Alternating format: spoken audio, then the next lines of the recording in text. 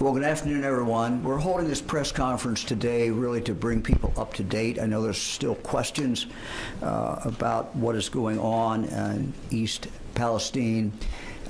We've tried throughout this to continue to inform the public, everyone, but most particularly the people who are directly affected. So today, I brought many members of our team together to talk about the current monitoring that is that's underway, and to really answer any outstanding questions that may still be out there. Today I have experts from the Ohio Environmental Protection Agency, the Ohio Department of Health, the Ohio Department of Natural Resources, the Ohio Department of Agriculture, Ohio Department of Public Safety, Ohio Emergency Management Agency, the Ohio Department of Transportation, and the Public Utilities Commission of Ohio. They are all in the room with me today. Let me go back to February 3rd, 8:55 p.m. when the train wreck occurred. While traveling through East Palestine on Friday night, February 3rd, a southern train derailed, causing a massive fire. Around 50 railroad cars were impacted by the crash, including 10 that were hauling hazardous materials. In addition to the fire, there is also serious environmental concerns. U.S. EPA and the Ohio EPA worked to slow the flow of contaminated water, while firefighters worked to extinguish the blaze. By that Sunday, 2 days later, concerns began to arise in regard to the temperature in one of the cars. I was on a conference call that night around 7:30 when that information was first given to me. Based on the conversations that I was hearing and information, it was clear that more assistance was needed in East Palestine, and so I activated the Ohio National Guard to go there, which they did very, very quickly. I was also informed on that call about the car where the temperature was described as very volatile, and at that moment was in fact rising. The fear was that this car might explode, sending deadly shrapnel in all directions. The next morning, I traveled to East Palestine. I met with those on the ground, those who had been working, those who represented the railroad, as well as the federal government. It was clear at that point that we were faced with two bad options. One option was to do nothing and wait for the car to explode.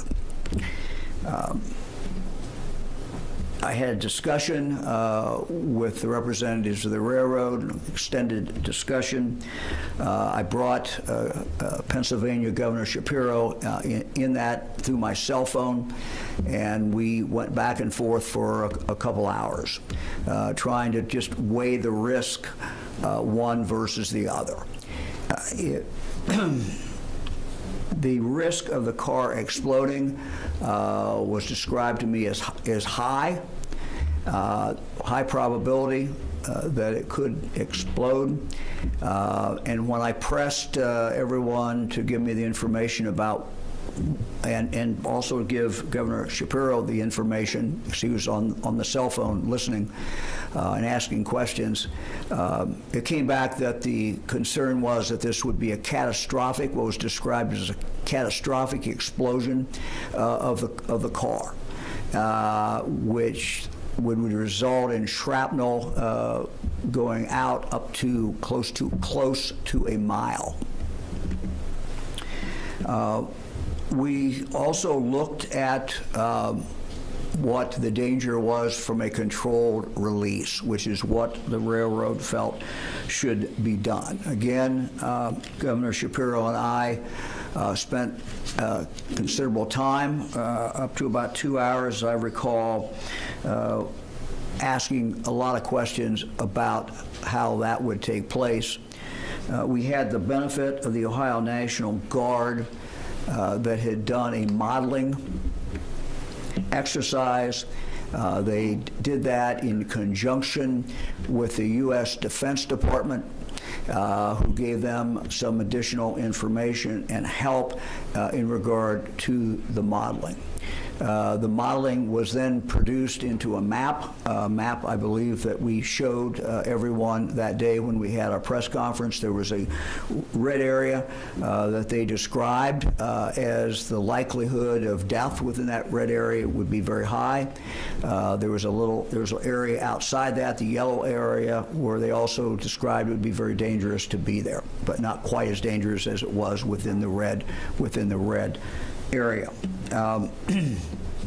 We then made the decision to go ahead with the second option, which was the controlled release.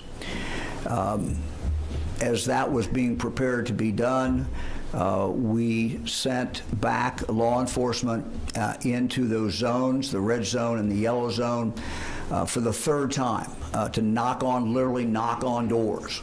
And they described how they did it to me. They did it in very loud, did everything they could do to get, if there's anyone left in that house, to get their attention to come out. That was the third time that those houses, I believe, had been contacted. The individuals in those houses had been contacted. The controlled release did in fact occur. It was, to my understanding, delayed a little bit. There was actually, when we, at 3 o'clock, release was supposed to be at 3:30. We wanted to get everybody out of there. We had members of the Guard and the patrol and others who had the area cordoned off. We told them to leave there at 3 o'clock. Unfortunately, there's a couple cars that came in, and they had to go get them out of that impacted area, or what would be an impacted area. So the release occurred, as I recall, about 4:15, 4:20, and we were monitoring the air outside that area, and the air continued to be good. Fast forward to the time when we opened it back up a couple of days later. We had sent in members of the Ohio National Guard and had their protective suits on to measure the air. And no one went back within that area or was allowed back in that area until they could come back and tell us that the monitoring was consistently good. In fact, the monitoring showed that the air was basically what it was prior to the actual train crash, or what we would have expected it to be at that time. People were then let back in. Our environmental teams remain in East Palestine, where they're working directly with the railroad and others to ensure that the site is thoroughly cleaned up with no shortcuts. This morning, I called Alan Shaw, CEO of Norfolk Southern. He and I have had contact numerous times since the crash. I discussed with him many of the concerns that we're hearing from residents of East Palestine. I asked him directly if he would personally guarantee that the railroad would stay there until absolutely everything was cleaned up. He gave me his word and his commitment that the railroad would do that. They would not leave until that was done. I might also mention that I received a call from President Biden earlier last week. He told me that he wanted just to assure me that anything I needed from the federal government, they would supply. And told me to call him personally if there was anything that we needed at any point. I told the president that I appreciated the work that we'd received so far from the U.S. EPA.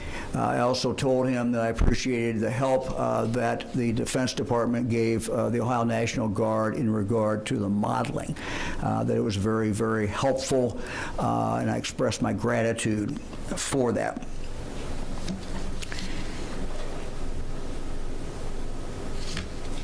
Let me also say that J.D. Vance and Congressman Johnson have been in touch with me. In fact, I just talked to both of them a moment ago again. They've expressed their interest in doing anything that needs to be done. I know Senator Brown has as well. And let me just now talk about something that I did learn today, which I think does impact Congress. I learned today from the PUCO, Ohio's PUCO, that this train was not considered high hazardous material train. Let me repeat this. This train apparently was not considered a high hazardous material train. Therefore, the railroad was not required to notify anyone here in Ohio about what was in the rail cars coming through our state. I would think that the members of Congress, and I would ask them to take a look at this. Even though some rail cars did have hazardous material on board, and while most of them did not, that's why it was not categorized as a high hazardous material train. Frankly, if this is true, and I'm told it's true, this is absurd. And we need to look at this, and Congress needs to take a look at how these things are handled. We should know when we have trains carrying hazardous material that are going through the state of Ohio. So I ask Congress to take a look at this and again see what they can find out, and if those facts as I related them are true, to take the appropriate action. So let me now get down to sharing the information that we have. Let me just state again, we will continue to do this. We're not leaving either. We're not leaving at East Palestine until everything is done. And we have, as I indicated, a number of agencies from the state of Ohio that have been involved, and they will continue to be involved as we move forward. Let me now ask Mary Mertz, the director of the Ohio Department of Natural Resources, to come up. I think Steve Gray was going to come up as well. And discuss the question about the dead fish. I know that people have been seeing the dead fish. They want to know what is going on, whether that is continuing to be a problem. And I've asked the director of the Ohio Department of Natural Resources to talk about that and talk about some of the streams that are in fact impacted. From there, we will go, and I will introduce her in a moment, but a representative from the Ohio Environmental Protection Agency who will also talk about the water quality, and we'll move from there to the water and to the air. Director Mertz. So I wanted to start off to give you just a little bit of context about the waterways we're talking about, where they are, and how the water flowed. So I think Steve's going to help me out here. So the initial water impact was at Sulphur Run. Are we able to? Can you find that on there, or do we need to use the map in your hand? So it would be up here.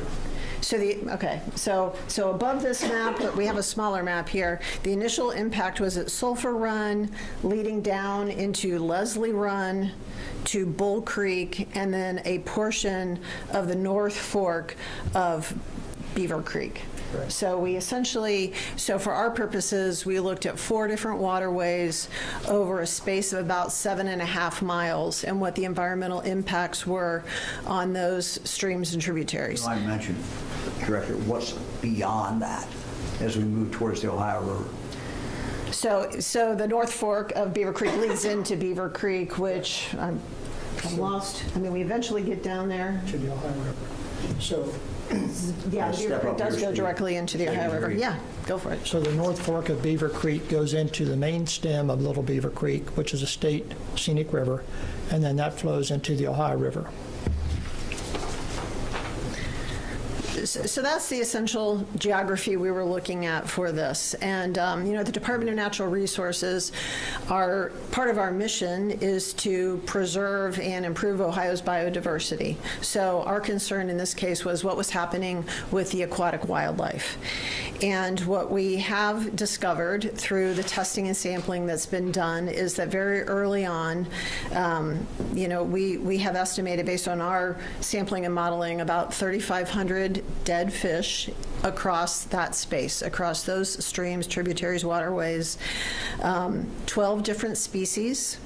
The good news is that none of those species are threatened or endangered, but that is still a loss of wildlife, so of concern, especially when we reach the Beaver Creek, this state wild and scenic river, where we are especially protective of what we have there.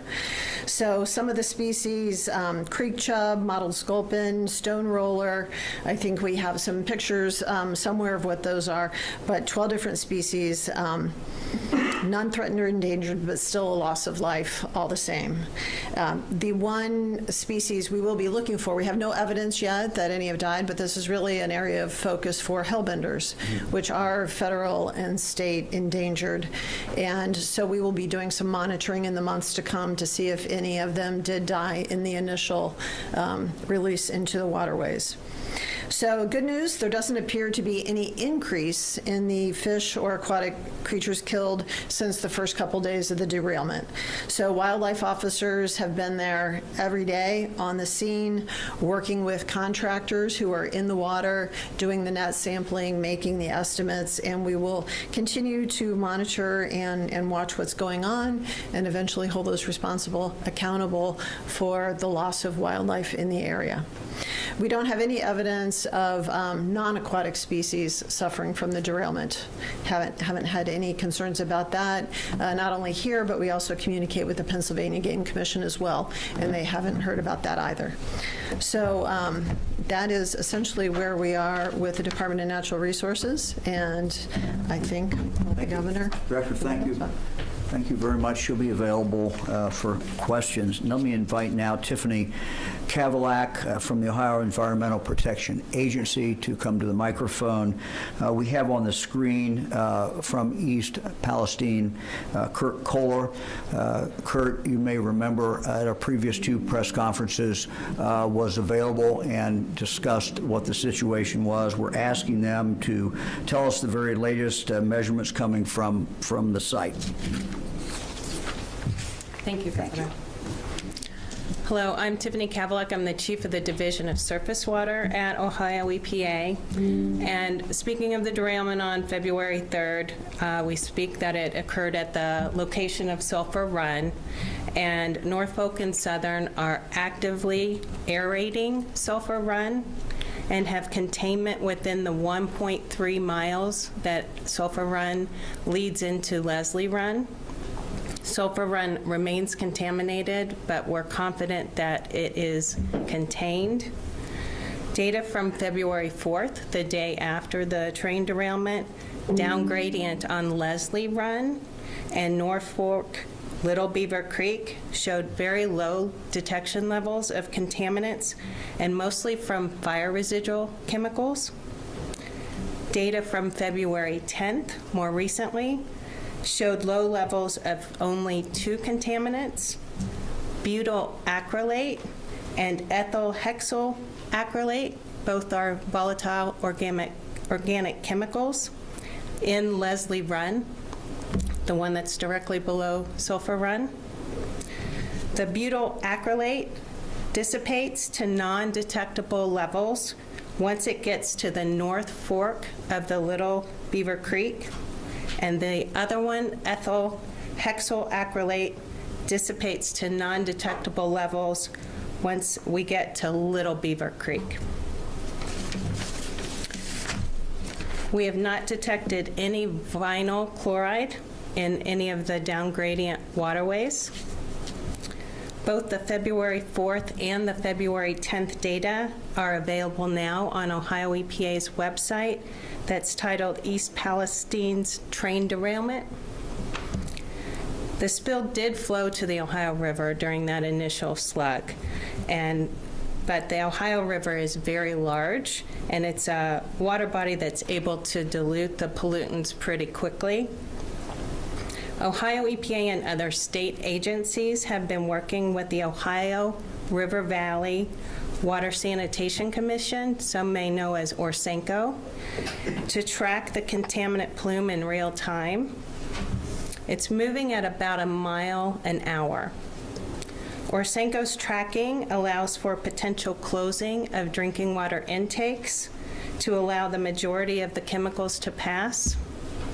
This strategy, along with drinking water treatment like oxidation and advanced treatment like activated carbon, are both effective at addressing these contaminants and helps ensure the safety of the drinking water supplies. So we're pretty confident that these low levels are not getting passed on to the customers. Would you like me to pass it to Kurt? Let me ask you one question. Yes. You might explain, you talked about the containment, what steps were taken to contain it in that initial spill area? Yes, and I think that's why we have, I think Kurt Okay, can. Kurt, do that. Yes. Okay, good. Kurt? Do you want me to answer that, Governor? Yeah. You want to answer that, Kurt, and then you can kind of give us a report from East Palestine? Okay, I'll be glad to. Thank you, sir. And again, you're hearing the results. You heard us speak about it before. At the beginning of the spill, we were on a defensive posture, as the governor kind of talked about. It was safety first. You had to attack from the outside in. Since the conditions have changed and removal of the threats from the rail cars, the cleanup in the emergency phase has been on the offensive. Not only with multiple containment points and in situ treatment in Sulphur Run, working with Norfolk Southern and our other partners, kind of as a management plan for this cleanup, and then again, the emergency phase, where we targeted 3 sites, or we used 3 different names for it. We have the wreckage area, where the cars are still being staged. We have Pleasant Road, where we do know we have gross contamination present on the ground and still in the 2 ditches. And we have the waterways. The waterways have been our targeted and our concern from the onset of this. We did get initial dirt dumped into the creek to stop the flow, or the booms, the oil containment booms, to stop the floating product.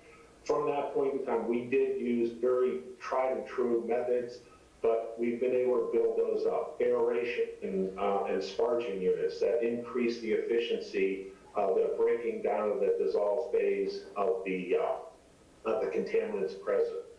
We do. Again, Sulphur Run, we have it contained. It is our control area.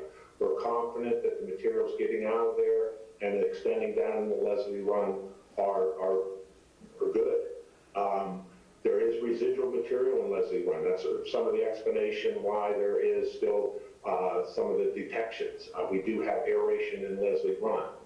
Back into the site, like at Pleasant Road, where the butyl car did release material along with the vinyl chloride burn areas, there has been active excavation of those grossly contaminated soils. 2 ditches that run parallel to the tracks, North Ditch and South Ditch, which both drain into Sulphur Run, have been blocked off. The water that naturally flows in there from the wetland is being pumped around so we don't augment any contamination and continue to push high levels of contaminants downstream. And then excavation of that material has already begun. The center line of the track where butyl acrylate was puddled along with vinyl chloride residues is actively being excavated.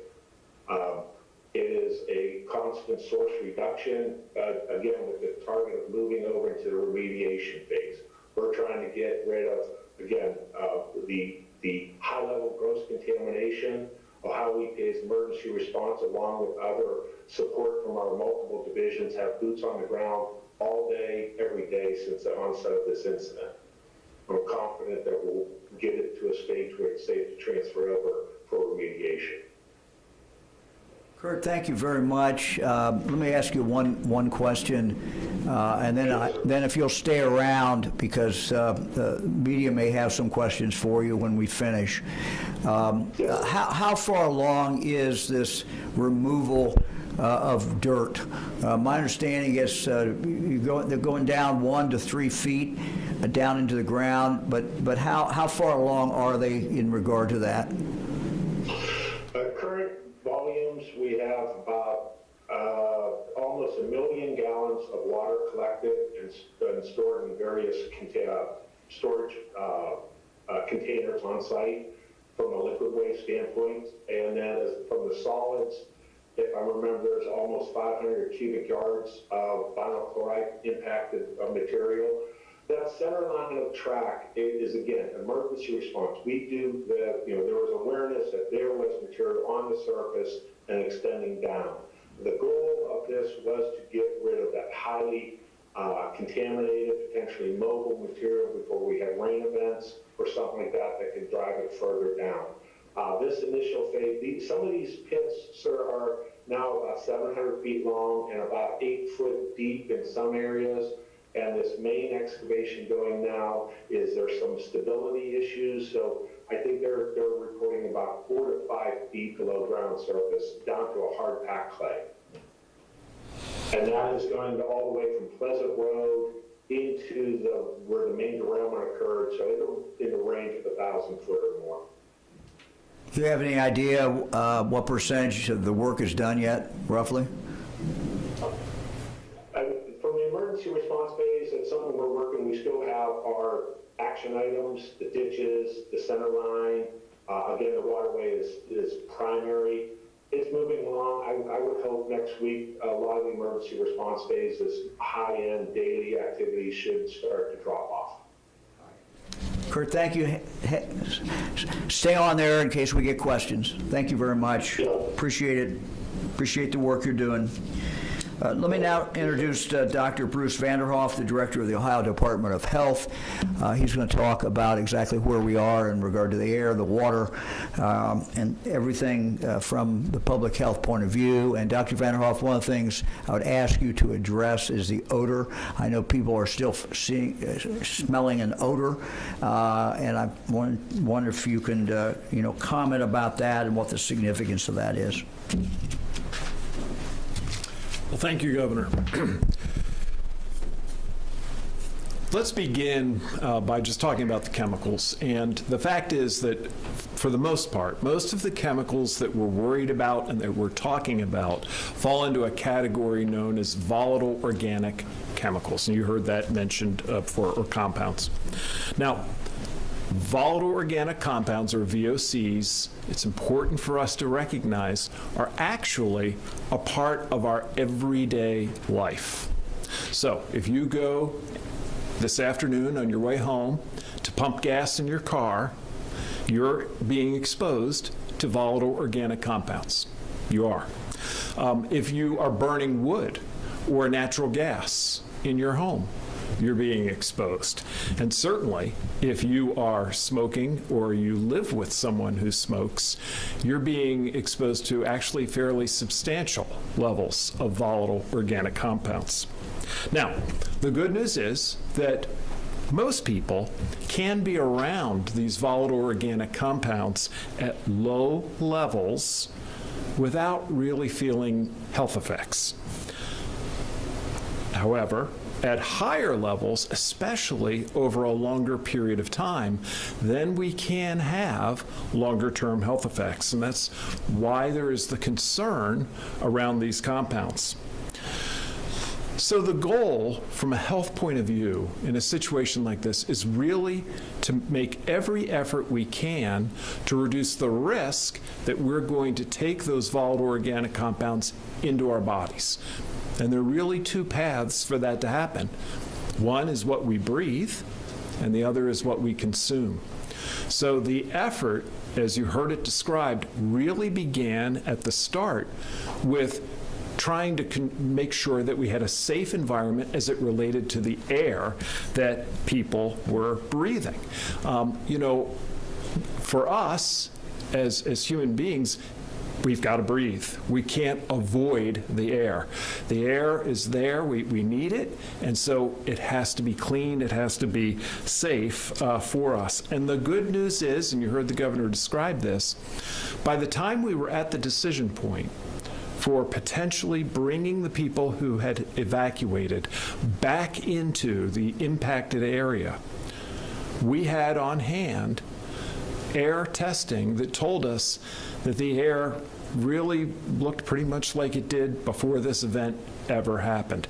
So that gave us really great confidence when it came to that aspect. But then there's the second aspect. Even after bringing people back, we made it clear that, hey, the next piece of this is your water source. We want to test that. Now, the good news is the majority of people who live in the East Palestine community are, in fact, on municipal water, and those municipal sources are deep wells that they were able to intentionally reserve using the most distant ones only for feeding the water supply. But nevertheless, there are quite a number of people who are on private water systems, mostly private wells. We have strongly encouraged all of those people on private wells to get their wells tested, and that will be done at no cost to them. This is something that is part of the remediation, and it's very important for the reasons I just described. Now, if you are one of the people who live in the impacted area and have a private water source, you're not on municipal water, I'd encourage you to call a number. I'll read the number out. You've heard it before. It's 330-849-3919, and indicate, I believe I'm in the affected area, and I'd like to have my water source checked. Now, we're strongly recommending those who have not yet had their water source checked to use bottled water. And bottled water is being made available again. Same phone number that you can call if you need access to that. This is going to be particularly important if you are pregnant, if you are breastfeeding, or if you are preparing formula for an infant. So we would encourage you to avail yourself of that water. The bottom line is that from the very start of this, we have taken every step possible to assure that people's safety was first and foremost. And that with the compounds that we're talking about, in consultation with experts at the national level, we have first made sure that we were providing a clean atmosphere, clean air, and now we are actively working to assure that people, for the long run, have clean water. Thank you, Governor. Thank you very much. We're happy to take any questions for anyone who's up. Yeah.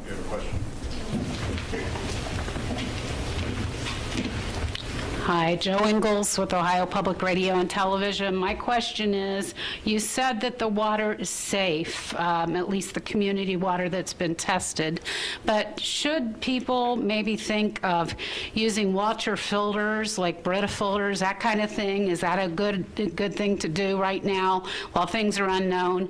And should people just go ahead and do bottled water in the meantime? Yeah, at this stage in the game, we are recommending that people in the community consider using bottled water. We are awaiting results of testing of the municipal water sources that are going to be fairly detailed and will allow us to have a very complete look at the potential compounds that could be involved, and we expect that very soon.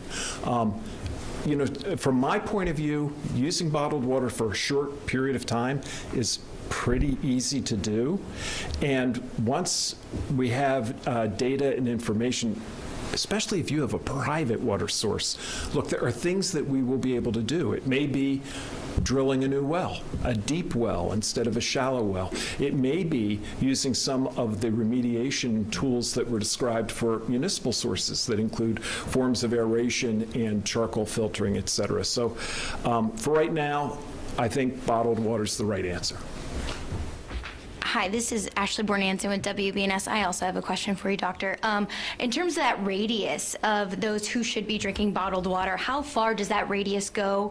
Could this impact Central Ohioans? And what could that impact be on the current health of those who might have been intaking this water?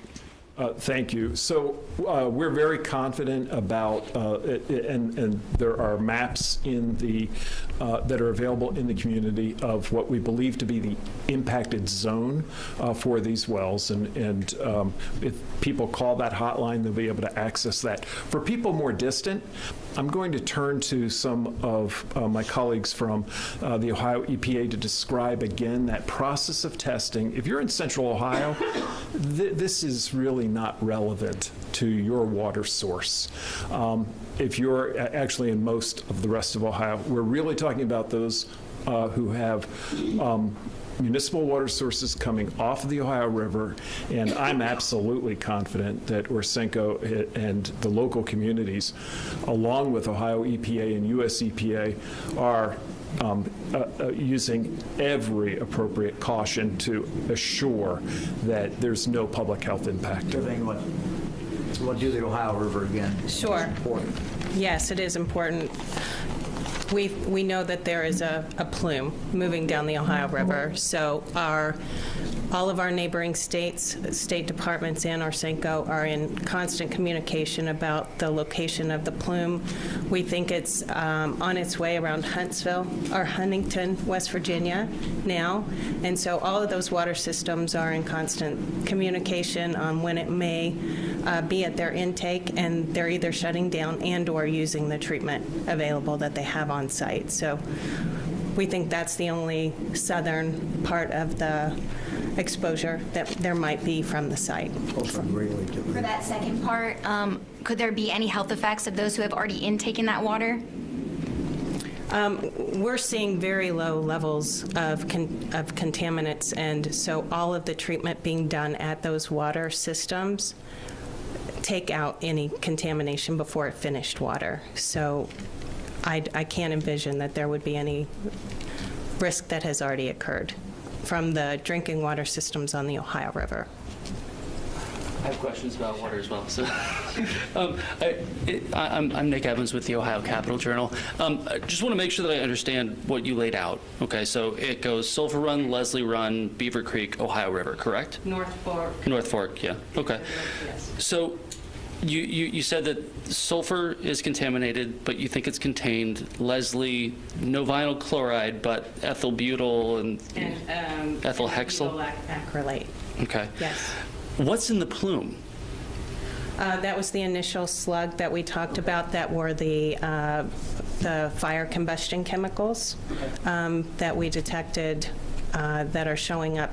We have data that's on we showed hundreds of detections on that initial slug that went through into the Ohio River, but they're no longer being seen in the smaller tributaries except for those two chemicals. Okay. So in the plume, though, it's just the ethyl hexyl and the In the Ohio River? Yeah. Honestly, there's probably, it's the fire contaminant combustion materials. It's not free product per se.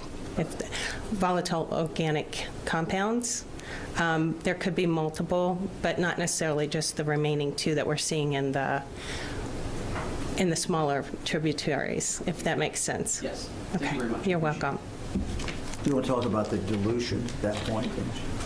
In the Ohio River, what are you seeing in the Ohio River? So very, very low levels of volatile organic compounds in the Ohio River itself. Probably it helps that it has been very diluted, and we don't expect any higher concentrations to follow than the initial onset of the plume that we're tracking. Thank you. You're welcome. Follow up on the plume. When you mentioned the fire combustion materials, are there concerns about PFAS and similar contamination? So we have not yet tested for the PFAS compounds. We are working with the local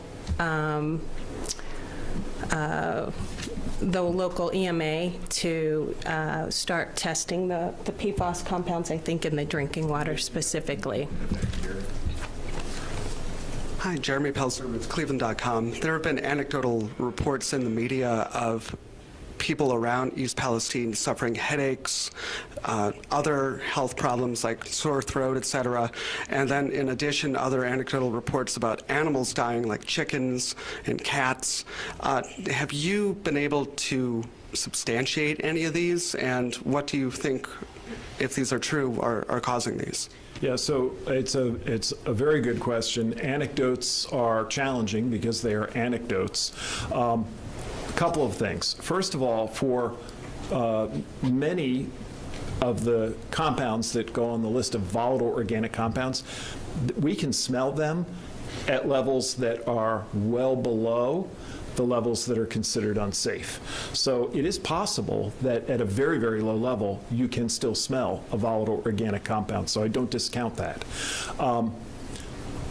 In terms of some of the symptoms of headache, et cetera, unfortunately, volatile organic compounds share with a host of other things the ability to cause very common symptoms at the lower levels. So headache, eye irritation, nose irritation, et cetera.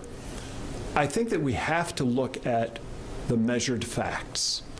And the measured facts include the fact that the air sampling in that area really is not pointing toward an air source for this. And secondly, in terms of water, we're encouraging people to use bottled water, particularly if they're on a private water source. Now, could somebody have a private water source that could be contaminated and we haven't tested it yet? Well, it's a voluntary program and that is possible. I would encourage them to make a switch immediately. Remember, with these compounds, it's not, in most circumstances, just about a single small exposure. It's an equation of concentration over duration. The higher the concentration, the longer the duration, the greater the risk. Everything that we've gathered thus far is really pointing toward very low measurements, if at all. And what I would encourage people who are having those symptoms to do is, number one, contact your medical provider, and number two, call the local hotline to let them know that you're experiencing this so a team can get out and check their environment.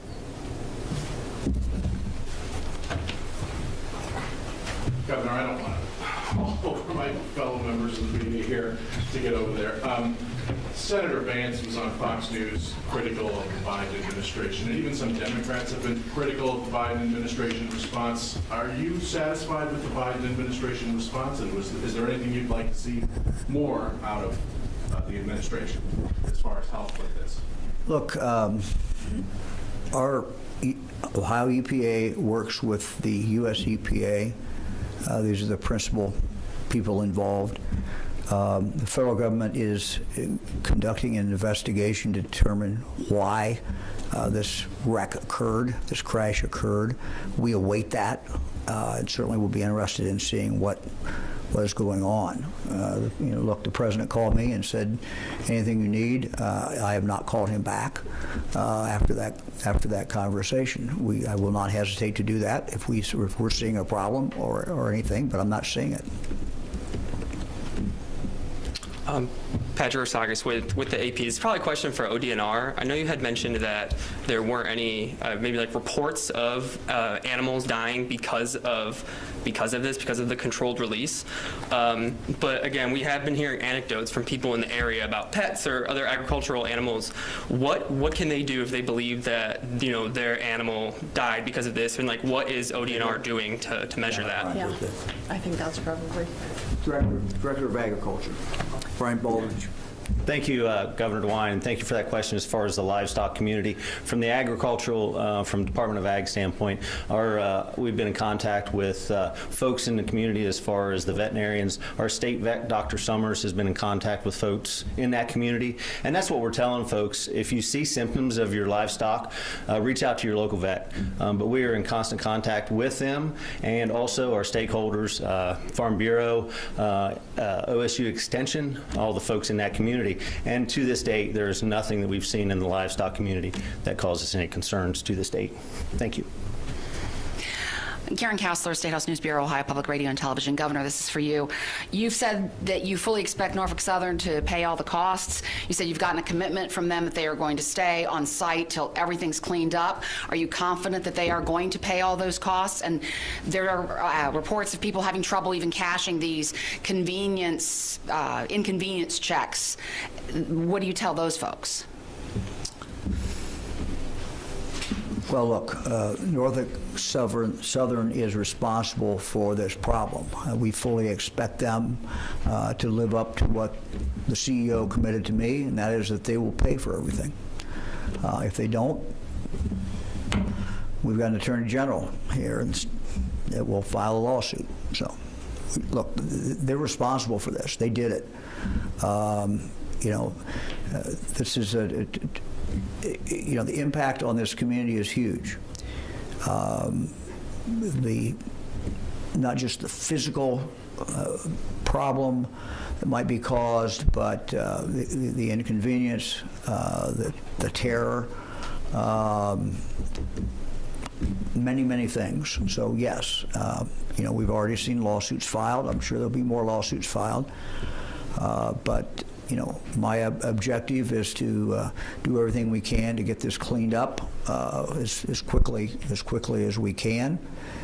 And I think by continuing to talk and reveal what we're doing, what the testing is showing, I hope that people will continue to have confidence in what's going on. But I understand people's skepticism, and I understand their anger. And if I lived in the community, I would be angry too. The railroad caused this problem. They're going to be held accountable. Hi, Anna Hoffman, WCMH-TV. I know there's going to be a full investigation into how or why this happened, but are there any early indications pointing to deliberate actions to make this train derailment? I have no indication of that. Sir, about these $1,000 convenience checks, as far as you know, does receiving one of those checks absolve the railroad responsibility? What strings are attached to these checks when people receive those? You know anything about that? Well, I don't want to play lawyer here, but I don't think that resolves them of any, or absolves them, of any responsibility. They're still responsible for any damage that they have caused. Thank you. Governor, we're ready for online questions. All right, we'll go to the online questions. Hi, yeah, this is Matthew Cunningham Cook with The Lever. Just wondering who besides Norfolk Southern was consulted on in this decision to do controlled release?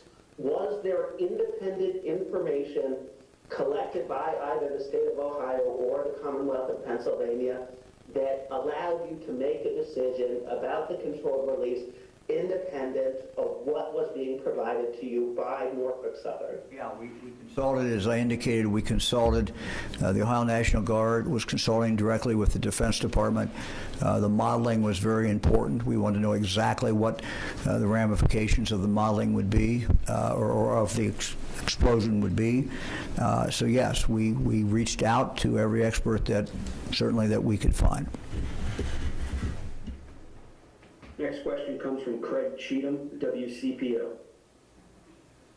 Good afternoon.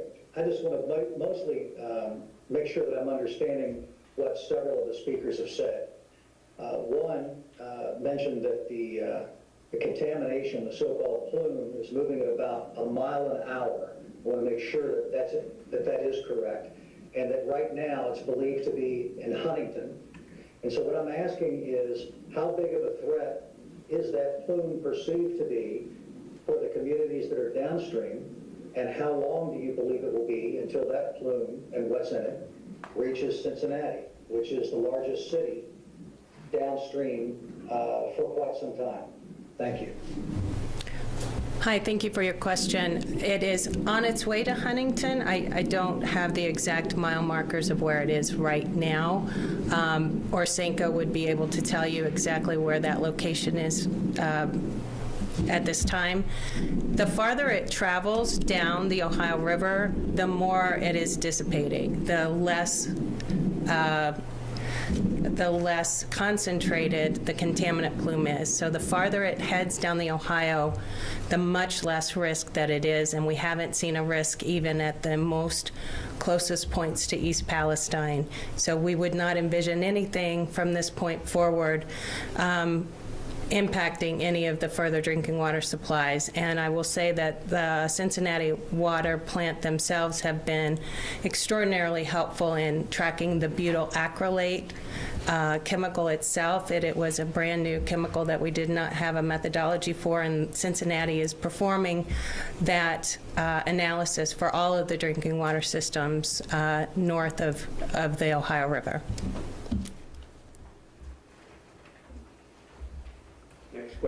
comes from Megan Lowe with Verify. Hi, I also have a question for you, Tiffany. One of our readers asked if the EPA is testing any soil samples following the derailment. Can you speak to that and what the EPA has found so far, if so? I would like to turn that question over to Kirk Kohler, who's on site. Yes, that is ongoing. It's twofold. Part of, again, that remediation phase, what's called a geoprobe, which is able to push quads down into the ground, pull soil up from that depth, is ongoing. That is going down both sides, the center line of the track, both sides, all the way through Pleasant Road and beyond the derailment areas east. Separate soil samples have been collected within other areas of the vinyl chloride as part of the characterization and preparation for waste disposal.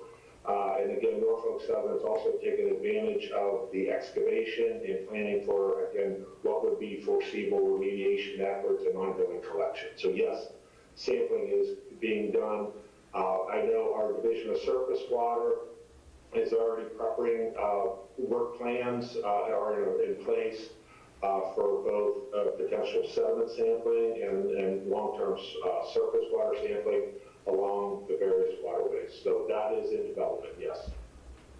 Kurt, kind of a layman's question, but I assume that they will not leave and will not stop removing dirt until they can go in and get samples of what's remaining, and there's no evidence that it's there. Is that right? I mean, they're going to go back in and make sure that when they think they're done, they'll be back in and sample and make sure that there's nothing showing up. Yes, sir. That's again, two-phase approach. Attack the grossly impacted and the emergency response phase. Get data while you can to build out the long-term remediation plan for both soil, water, other impacted media. Thank you.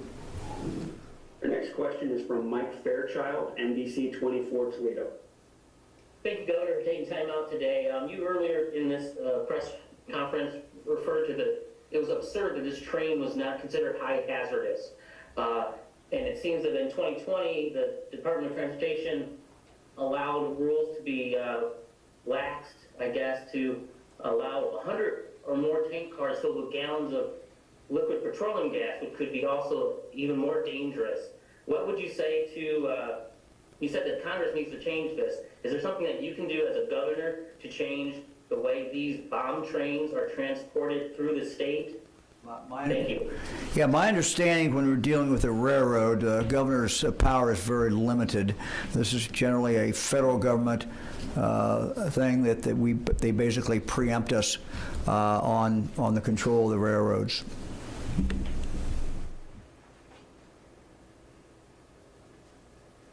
Our next question is from Emma Henderson, WKYC in Cleveland.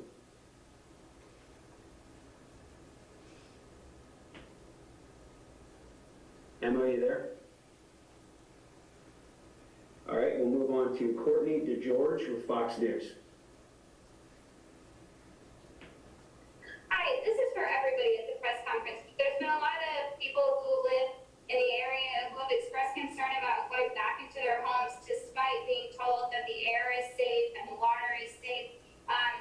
Can you just speak a little bit to the validity of some of their concerns that people are getting headaches and what that might mean in terms of long-term effects that this will have on their bodies? Should they be concerned about potential cancer clusters that might arise as a result years down the line? And also, Governor, if you were to live in the area, would you feel comfortable moving back into your home? Let me take the first part. Look, I think that I would be drinking the bottled water, and I would be continuing to find out what the tests were showing as far as the air.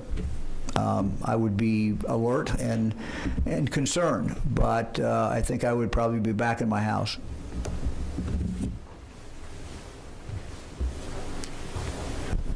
I think that was a very good answer. Truly, I think the governor really summarized the important points. Look, we've got very good data as it relates to the air quality. And I think people can feel very confident in that fact, coupled with the fact that there continues to be air monitoring. So that's very good. We have no indication that the municipal water supply is not safe. However, we do have testing that is pending, and I think it's a relatively easy thing to do to use bottled water for a short window of time. I think people should be confident that multiple agencies, both at the state and the national level, are very serious about this, are watching very closely, and are not allowing any wiggle room when it comes to safety. What is that expected rate? Our next question comes from Jordan Miller, WHBC Radio. Hi, thanks for taking my question today.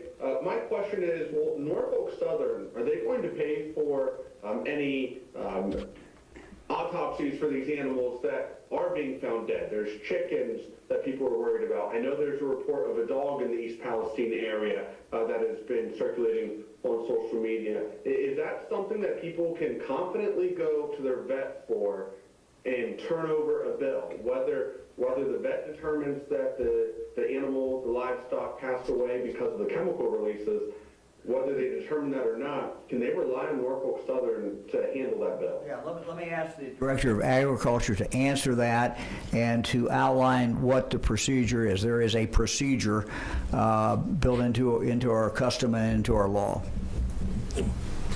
Thank you, Governor. As far as the question, as far as the Ohio Department of Agriculture, we have a diagnostic lab, and it is run by our state vet, Dr. Summers. And as far as the policy and what we're telling the folks as far as the vets in the communities, I'm going to turn it over to Dr. Summers, who's a specialist in that area. Welcome. Thank you. Dr. Dennis Summers, State Veterinarian for Ohio. Yes, just in short to answer your question, animals that die for any reason, livestock, pets, first call should be to your private veterinarian to seek guidance and consultation for that. Our animal disease diagnostic lab is here to serve the livestock industries and companion owners to do necropsies and diagnostic testing for any cause of death. So we need to make sure that we're following the appropriate routing, that those samples that are being submitted or those animals that may be found dead for any reason do come in through a veterinarian to our animal disease diagnostic lab, and we would run them like we would any other normal sample. Thank you. Thank you. Thank you very much. Our next question is from Dan DeRoos, WOIO in Cleveland.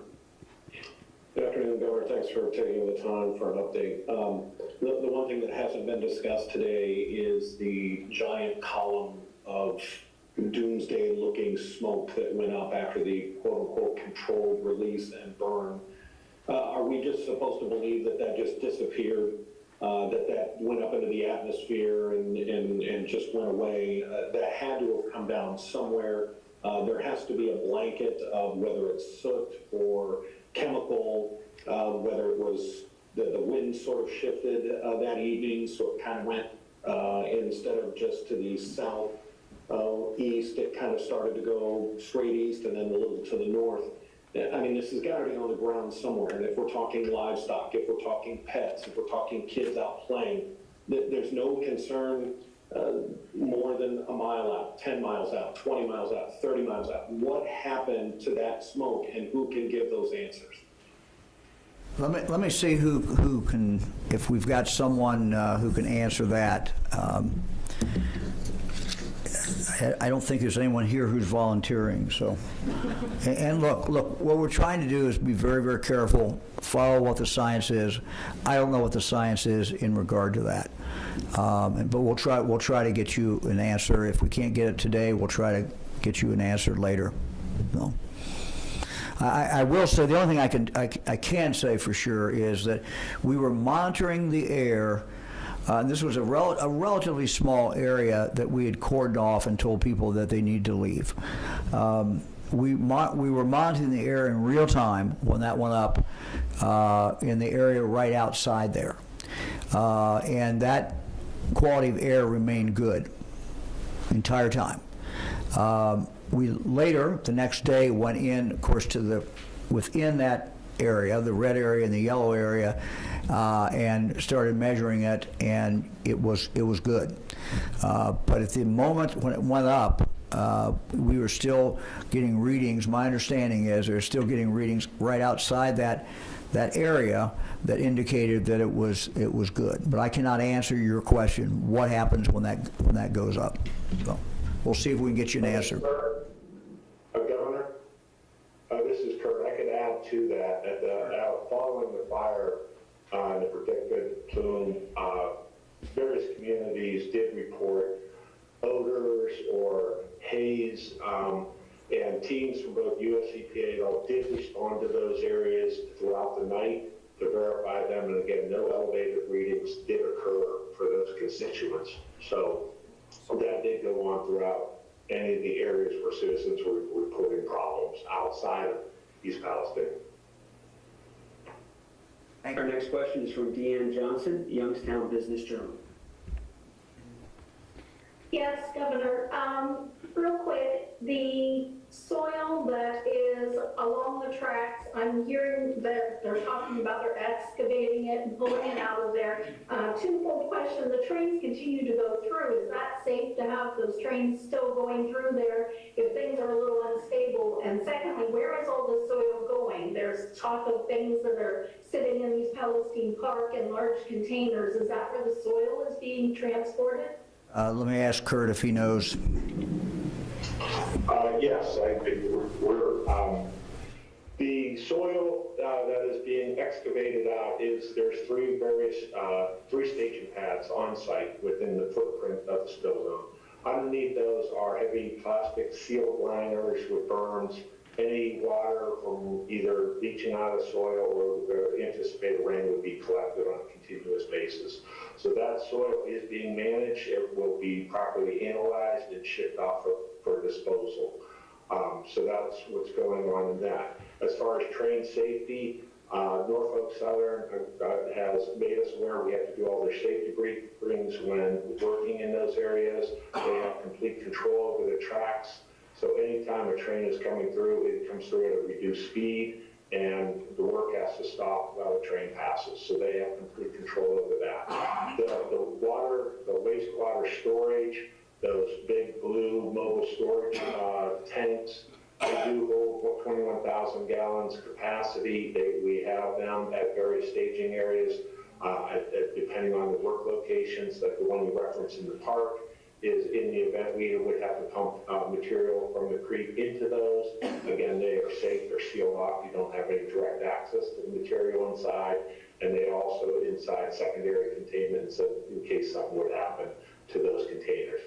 So that's how waste is being managed on site, and we work with Norfolk Southern daily on that to monitor. When we have people from our hazardous waste unit group working with them directly, again, boots on the ground every day. Okay, our final question today is from Dylan Carr, the Ashland Source. Hi, thanks for taking my question here. We have readers in Ashland, Richland, and Knox counties. They've expressed concern in air and water quality in the aftermath of this. How concerned, if at all, should these people be? And if they should be concerned, even just a little bit, what steps should they take in terms of obtaining testing kits or anything like that? We'll start with the surface water. As you saw from the maps that we showed, the surface water is heading southeast to the Ohio River. So the locations that you mentioned should not receive any contaminated surface water in their area, but I'll let Dr. Vanderhoff talk about the air.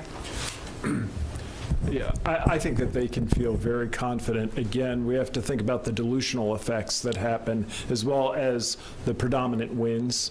I would not consider those communities to be at high risk. And again, we've been very careful about the water. We will learn more as we are doing the surrounding private water well testing. But again, their underground water sources are not in the zone that we would expect to be affected. Doctor, we've had a request for you to repeat the number if someone was testing. Yeah, sure, I do have that. And I put my notes away, so let me grab it here. It is 330, let's see here.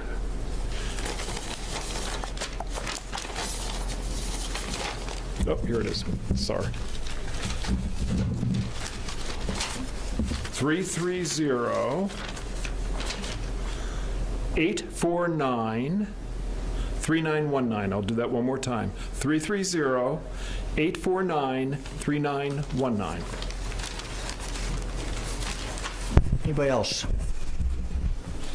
Did you find positive tests in private wells? Will that be made public? Yes. Yes. I assume so. Yeah.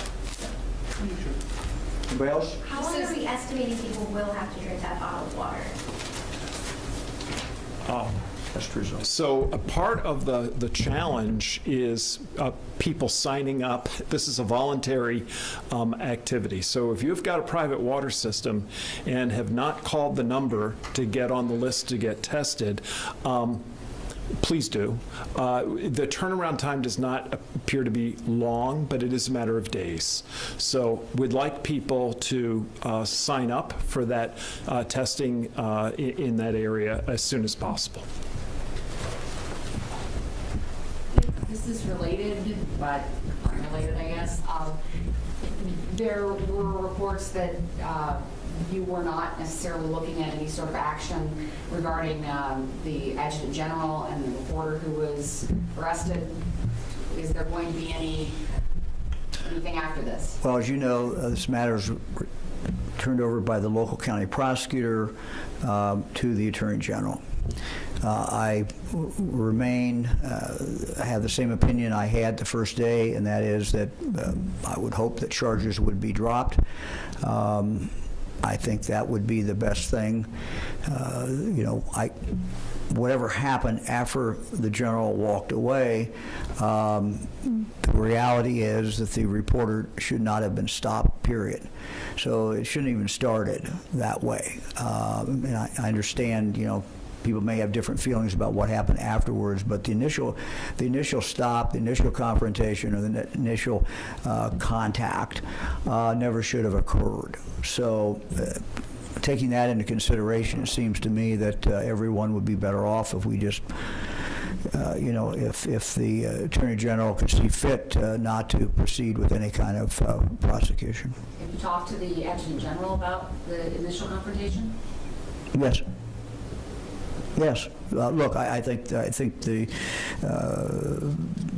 general, regrets that. I explained to him, how press conferences work, and that frankly that sometimes during a live press conference someone will be reporting directly. Someone could be right now standing back there and reporting if they wanted to. And that's they have the right to deliver the news however they want to deliver the news. So yes, we've had a conversation, and he regrets the whole situation. So we will continue to keep you apprised. We don't plan, at least, on doing a press conference every day. What we do plan on doing is every day, at least once a day, release the information, any new information that we have. So you can expect that to come from the governor's office. You can expect that to come as a kind of a day's summary of what is going on. That does not mean there won't be other information that's posted in different forms, but coming out of the governor's office, we're going to try to summarize it once a day, get it to you in time so that you can utilize that. So thank you all very much. All right.